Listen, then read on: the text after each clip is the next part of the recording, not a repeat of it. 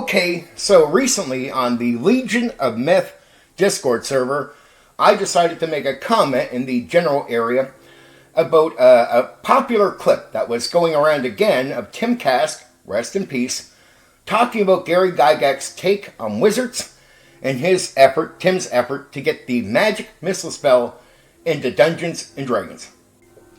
Now, the point of my comment was to get people talking. And I feel I did. I get a lot of people to say a lot of things on this. Some good, some out there. Some not, or at least one person not even wanting to talk about the clip because he wanted to know how Gary evolved. And without knowing that, didn't want to talk about that clip and that statement. Okay, I made my case to, hey dude, I think it's worth talking about, right? We're having a conversation here. I actually think it's okay to talk about this. And then even to find out where Gary was later and talk about that too. At least one person thought I was being very negative and just being an asshole. That wasn't my intent at all. No intent. It was just to try to convince the guy that it was worth talking about. That was all. That was all my effort was. But then I thought it over. Like, okay, maybe, it's interesting. Let's find out where Gary was. So I started doing my homework on it. And I thought about even doing adding it to a stream because I do fact-based streams. And I wanted to do it fact-based, and I have. There's not enough here for a stream, and I wouldn't want to mix it in. So I decided I'm going to do a video on this. And we're going to talk about where Gary starts and where he ends, as best as I can learn. Where he starts and how he evolved, if he did at all, on his view of wizards in Dungeons and Dragons. Well, let's talk about it. Okay, what Tim Kask is referring to. When Tim Kask talked about Gary Gygax not understanding why anybody would play a wizard, he's pointing to the early to mid 1970s Gary, the AD&d early Greyhawk era mindset. At that point, Gygax's comments from interviews, early Dragon magazine writings, and recollections from TSR staff shows a pretty consistent attitude. Wizards are weak, unreliable, and risky. Fighters were the real backbone to play. Magic users require too much babysitting early on. He personally preferred the martial archetypes in play. So yes, early Gygax genuinely seems to have thought, why would you choose the fragile guy with one spell when you can be effective, every round with a fighter, for example? Character class.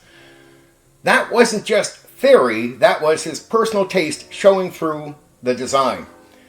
Did that attitude evolve? Short answer, yes, but not in the way people expect. He didn't suddenly become a wizard fan. What changed was his acknowledgement of their role and payoff, not his personal preference. Early skepticism, AD&d era, 1974 to 76. This is where Kask, quote, lives. Gygax viewed magic users as impractical early characters. His comments suggest he saw them as a niche or advanced choice. He clearly leaned towards fighters as the default correct play experience. This is the only period where you can fairly say he didn't really get why players gravitated towards wizards. Acceptance through campaign play, late 70s. As longer campaigns developed, something changed. Not like a philosophy. Gygax saw that players who survived low levels as magic users became incredibly influential. High-level spells reshaped entire campaigns. Wizard players developed distinct playstyles, planning, caution, creativity. His writings in the Dragon and AD&d materials start to reflect his shift. He defends the power curve.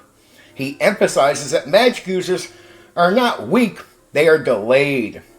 He frames them as requiring skill, not being inferior, So instead of why would you play this, it becomes this is for the players who can handle the challenge. Full endorsement of the archetype AD&D 1E era. By the time AD&D is fully formed, Gygax is no longer dismissive in tone at all. Instead, he fully leans into high-level wizard supremacy, designs spells that are campaign-defining, wish, gate, time, stop, treats magic users as intellectuals, strategic player classes. Importantly, though this is the key nuance, he still does not make them easier or more appealing early. That tells you everything about his evolution. He didn't change his mind about their early weakness. He changed his stance on their value across a full campaign. The real evolution. What actually changed? Well, what stayed the same? Wizards are fragile early. They require system mastery. They are not beginner-friendly. Fighters are the most straightforward and reliable type of class to choose. Again, what changed? He came to respect why players choose them. That's a change. He recognized their long-term dominance as a feature, not a flaw. He began to frame them as high-skill, high-reward path. So was Cask right? Yes, but only for a specific window in time. Cask is accurately capturing early Gygax, the wargamer, who valued consistency, valued survivability, didn't initially see the appeal of delayed gratification classes. But later, Gygax, the AD&D era designer, clearly understood the appeal, supported it, and built systems that rewarded it heavily. The blunt truth, Gygax didn't evolve from wizards are bad to wizards are great. He evolved from, I don't personally see why you'd pick this, to, I see exactly why, and if you survive, you deserve to be terrifying. Okay, so I wrote that out. I was thinking of putting that into a stream, and I said, no, I'll do a video on it because it's shorter, as you can tell. All right, but yeah, I thought my fellow nerd picked at a thing and didn't want to comment on the thing, and then I was told I was a bit of an asshole for sort of demanding that we could talk about it, or saying that we could talk about it. I don't know, it's just, sometimes I guess just type words don't share tone, and I was not angry at all when I said it, but I figured, okay, maybe, just maybe I was being an asshole. I could be humble enough to say, maybe that's the case. Okay, alright, fair enough. And I thought my fellow nerd, maybe wanting to know the evolution of his stance before talking about it, he might have a point. So this is me being reasonable, meeting in the middle, and that's my attempt here, right? So I hope those guys get to hear this video. I hope they check it out, and this is the best, from my research, I can't get anywhere else on this. He went from, I can't see why, to, yeah, you know, he doesn't believe in changing them. He believes, like you keep them as rough as they were, but it's just his take on it. His take on the experience with the wizard changes. His take on players wanting to play them changes.